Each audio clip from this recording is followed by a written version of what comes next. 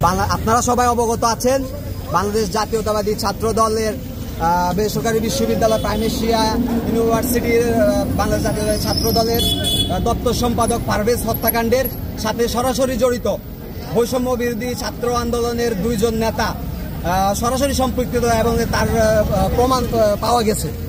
আমাদের 5 আগস্টের পরেও আমাদের ছাত্রদল সবসময় নির্যাতন, গুম, খুনের শিকার হয়েছে। এখন পরবর্তী সময়েও এখনই সেম তরিকায় নির্যাতন, গুম, খুনের শিকার হচ্ছে।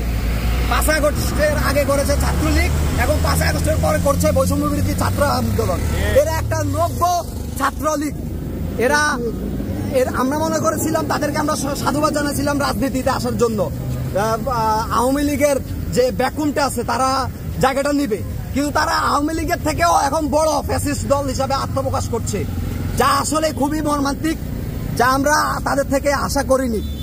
আমরা এই মানববন্ধনের মাধ্যমে চাই আমাদের ছাত্রদলের নেতা পারভেজের হত্যাকারীদের দ্রুত বিচার এবং তদন্ত সাপেক্ষে তাদের সর্বোচ্চ শাস্তি হোক। ধন্যবাদ।